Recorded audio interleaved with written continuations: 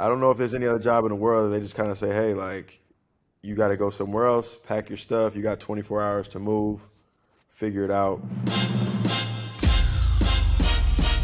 Straight up out the gate, I'm press game time. Joining us on In Shambles today, we have the 11-year NBA veteran and one of the brightest minds in the league today, Spencer Dinwiddie. Thanks for joining us today. How are you? I'm good, man. How are you? Doing well. Not in sunny California. I'm in gloomy Austin, Texas right now. Still a beautiful day. Still a beautiful day. Sorry about that. Gotta ask, 11 years in the NBA. What's the biggest lesson you've learned? The NBA is an up and down experience. It's a whirlwind. It goes by fast. But if you get a routine and you're committed to the work, something that I think also serves you in other areas of life, like you got a chance to carve out a nice little career. You know, looking at your stats, first 3 years you were with the Pistons, you were averaging maybe 4 to 7, and then the next year you got up to about 12. I mean, what does it mean to you, like taking that next step? How did you figure out what you needed to work on, other than film? You know, like what was it? I mean, with the Pistons, credit the player development, how hard that situation was. 3-hour practices, old NBA stuff, for instilling a work ethic and I think a realistic view in terms of how I approached the NBA and approached basketball. But in terms of Brooklyn and the transition to that and just like the increase in points and all that stuff, a lot of that was opportunity, to be honest. I mean, a lot of guys in the league are super talented and just don't get a chance to play for real. Did you have a welcome to the NBA moment? Because I feel like a lot of people got these like elaborate stories of like this happened, but like, what's yours? Yeah, nah, I mean, remember, I didn't play for real. So, like, that's the thing. I never really had any, like, epic, battle or something as a rookie or, moments like that for real, like, in terms of being with a guy like a Kobe or something and really learning that lesson. I think it was just not playing. It was just understanding the business of basketball. That was my welcome to the NBA moment. Like, you think basketball's just a game, but it really is a business. And so, that was kind of the transition for me.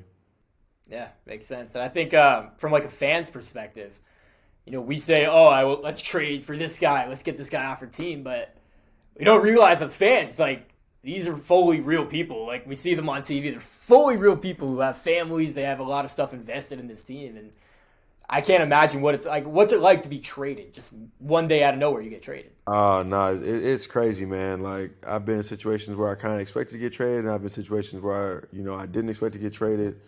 Yeah, I mean, I don't know if there's any other job in the world that they just kind of say, hey, like, you got to go somewhere else, pack your stuff. You got 24 hours to move, figure it out. Then thank you for everything you did, but the new place will help you from now on. So, see you. Yeah, it's a crazy experience, to be honest. Brooklyn was involved in a lot of trades this year. What was the mentality, from your perspective? I mean, obviously it's a business, you gotta stay professional, but pre-Kyrie KD trade, post-Kyrie KD trade, I mean, what was kind of the vibe in the locker room? I mean, I think the best part was we had a bunch of good guys, so the vibes were pretty solid. Now, everybody I think was trying to find their footing. I think it was a lot of stuff up in the air. We're trying to merge cultures and schemes and philosophies and all that stuff. So, there was a lot of I think kind of like questioning from that aspect of things, but it wasn't ever from the standpoint of guys being bad guys or not wanting to win. And so, for all of us, I think we had a fun experience, and it made us really optimistic for like what the next year can hold. Definitely. You got some good young pieces with the Twins. Do you ever call them that? Do you like acknowledge that nickname? Oh yeah, for sure. Yeah. They're good dudes. Hey, they came over as the Twins. That's how I know them. Yeah. I love watching their games, man. All right, I want you to fill in the blank. Spencer Dinwiddie is a top blank point guard in the NBA. Well, I'm a starter, so if I was just being safe, I'd say top 30, obviously. But if we really getting into it, I mean, in my personal opinion, I mean, I'm up there with all of them, right? But in terms of stats, production, stuff like that, safely probably in the 20 range, 15, 20 range, something like that. I like 15. I'm going to go with 15.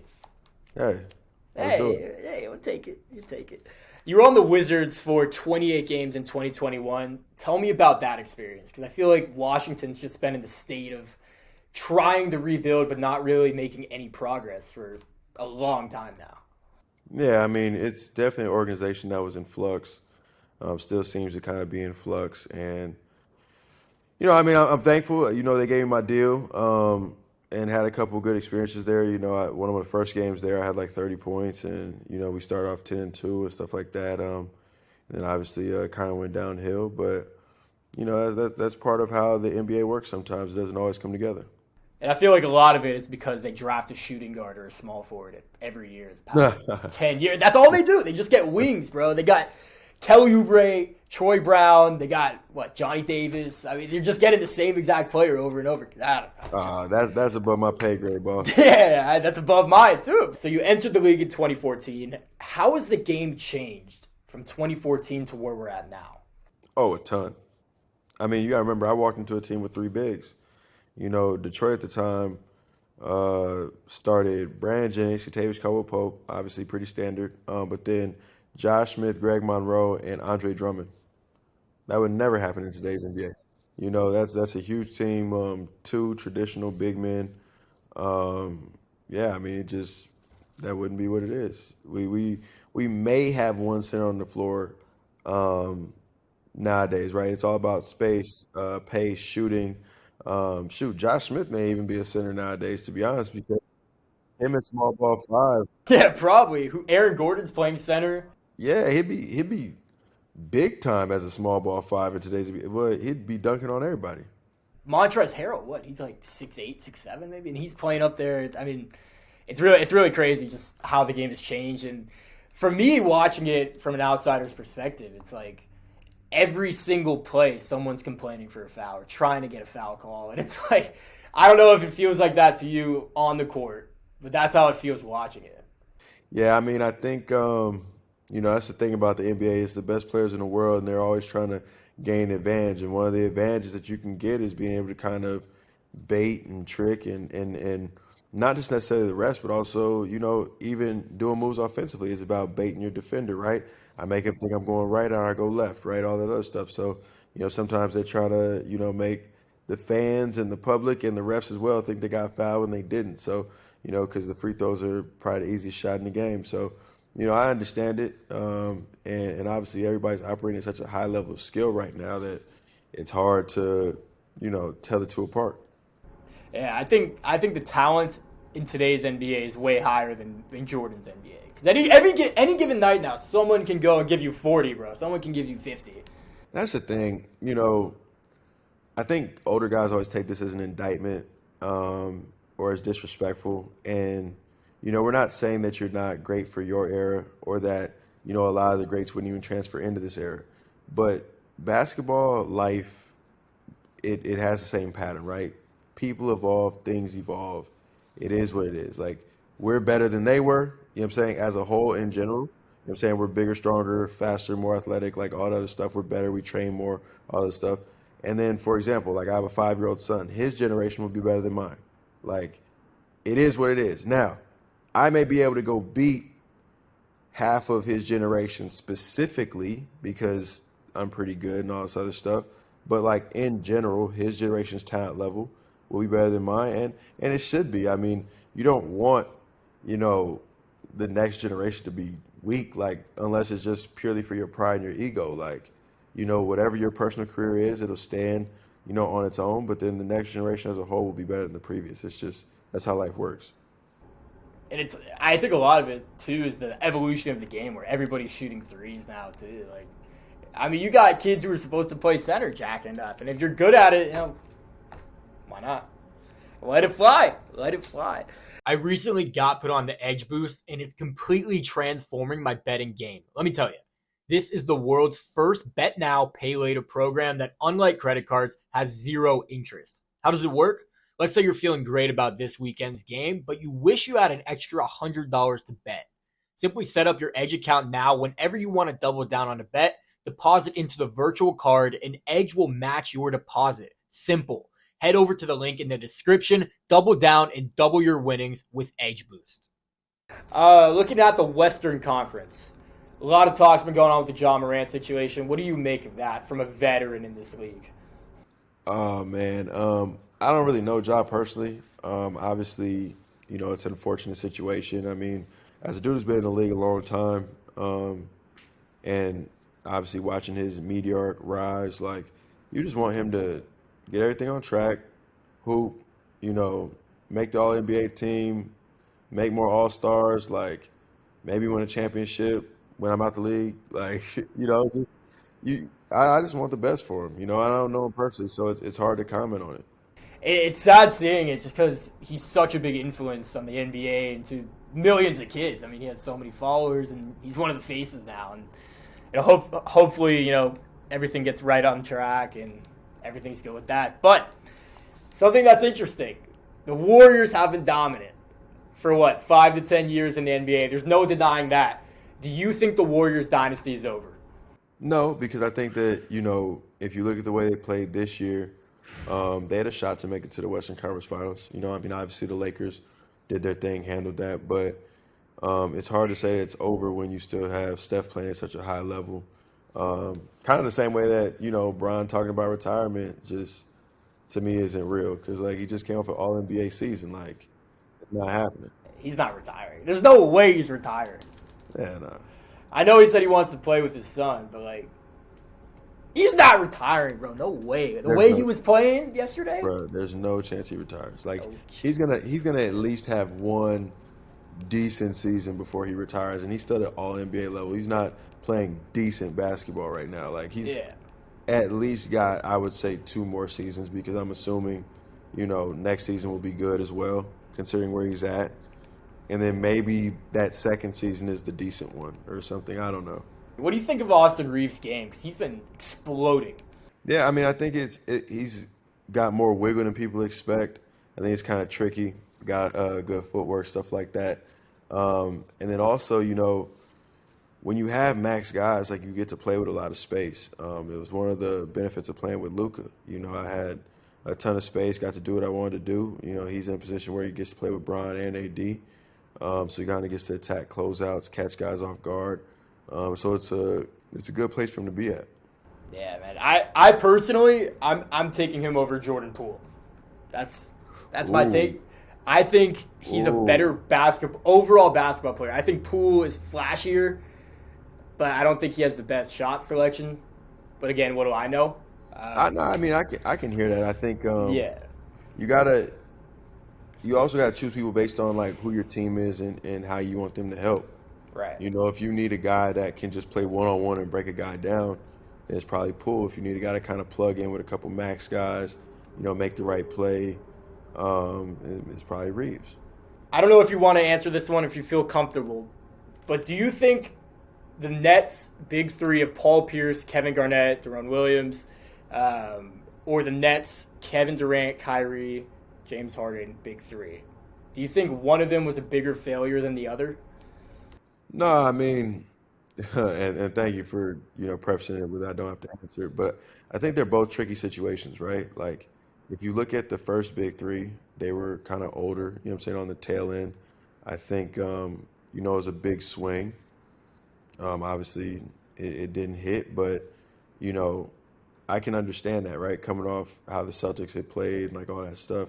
And I think with the second big three, it comes more down to injuries, right? They didn't play together. So it's hard to even deem that a failure when they really didn't play together, And I understand from the fans' perspective, you want a title, you want your guys out there, you have high expectations because obviously that's a couple MVPs together, et cetera, and possibly the most skilled guy of all time. But when the rubber really meets the road, you got to play the game on the actual court, and they weren't ever together just due to injury. So to me, it's more so an unfortunate situation than it is a bust or disappointment.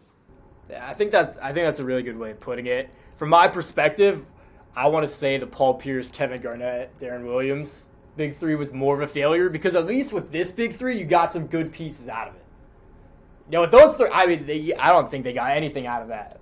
No picks, you couldn't trade them, but man, it's interesting to see just kind of the comparison between those two. But now I want to get into something a little more off the court. Spencer, you're a pioneer in the tech space. You even refer to yourself as a tech guy with a jumper. Do you view yourself more as a basketball player or an entrepreneur first? Oh no, I'm a basketball player first. I think some of those nicknames and things were all in good fun. I think obviously because I am like really focused on that stuff and in that space pretty deep and have created a couple companies, a couple successful things that I've done. It's definitely fun, but at the end of the day, you know, the 3 workouts a day and the change in the diet and all those stuff like that's basketball related. I like it. I just started a cutting diet. I'm trying to get in shape for the basketball season. Trying to enter my name in the draft. 10-day contract. I mean, if you want to put in a word for the Nets, it's cool. I got you. Yeah, I mean, I got sneaky hops. Really? We're gonna have to test that out. People sleep on me, man. I'm better than Austin Reeves. I got the.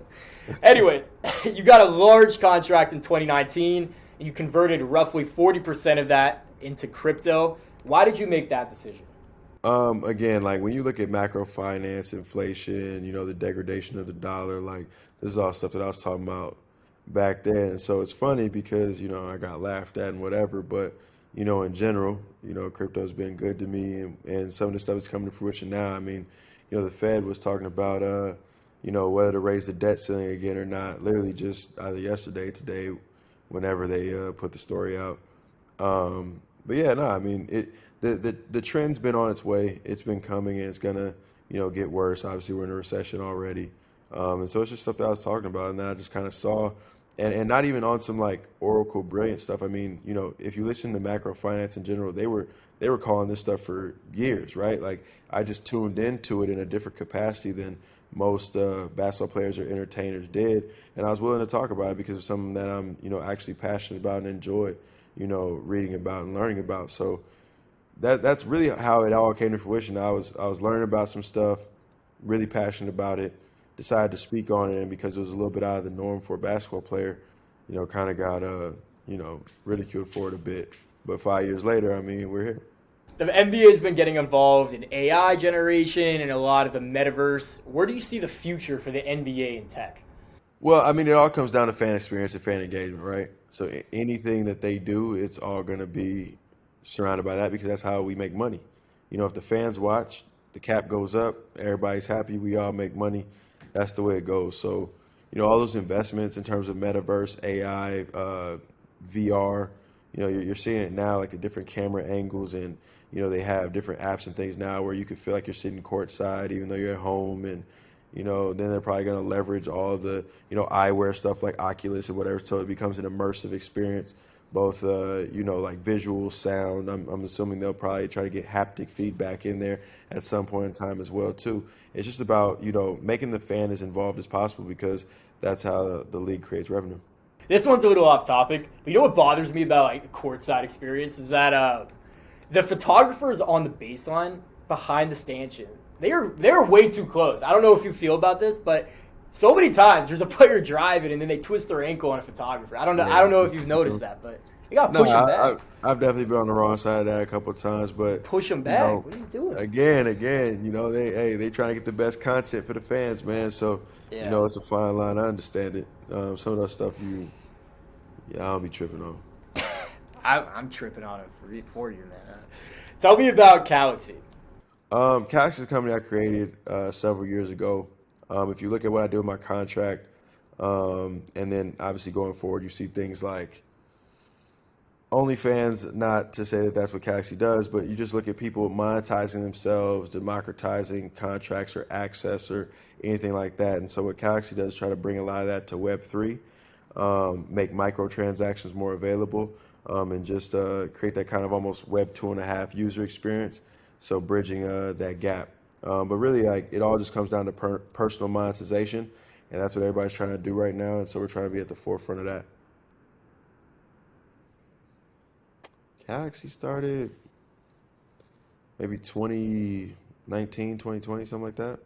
What projects are you working on now? Is it just Galaxy or you got some other stuff in the works? Nah, I mean, other than that, I've been doing a little like VC investing here and there, but nothing too crazy. Honestly, it's been full steam ahead. You Obviously, I've been traded a couple times from DC to Dallas, from Dallas back to Brooklyn. And, you know, I'm up for another contract extension and trying to, you know, stay in Brooklyn as long as possible and, you know, just make the best of my career. Like at the end of the day, you know, I still have some goals that I want to hit basketball-wise. And a lot of the irons in the fire, like, you know, my billionaire plays or whatever, like in terms of VC or Galaxy, they're already funded, they're already there. So it's kind of just a waiting game. You know, if Galaxy materializes and you know, cross that threshold from kind of being a $100 million company to like a true unicorn and things like that, then, you know, you'll know because I will have done what I set out to do. Definitely, man. I'll put in a good word with Brooklyn, by the way. My man. Yeah, I'll talk to them. You played with Luka. Obviously, he's one of the faces of the NBA. Funny, personable guy. You have any good Luka stories? I'm no off the court stories. I mean, I think my favorite part about Luka was just his competitiveness. Like when it's time to hoop, he hoops, and he'll play. You know what I'm saying? Pick up with the two-way guys and the stay ready group, and he just really loves to play the game, and he's just really good, man. Like I think that was really fun to play with him, just to see how good he was, and you know the versatility in his game, able to post up, shoot threes, all that stuff. So, you know, Dallas was a really fun spot for me. Last question here. Start, bench, cut. Jokic, Embiid, and Giannis. Oh boy, that's tough. I think Giannis is the best player in the league, so I'll say start him. Even though I know Jokic is in the finals and I know Embiid just won MVP, I guess due to the winning, due to the finals, I'll go Jokic, bench, Embiid, cut. That's fair. No shots taken. It's very, very respectful nah. how you did it. Very respectful how you did it. Yeah. All right, Spencer, thank you so much for coming on. You got anything else you want to say? Plug anything? Nah, man, I'm happy to be here. Thank you for having me. Spencer Dinwiddie, In Shambles. We'll see you next time. Y'all look nervous, breathing all heavy. Look, we gon' keep it going till it's raining confetti. I'm in the camera smiling, cheese, don't it look like some confetti? I got it.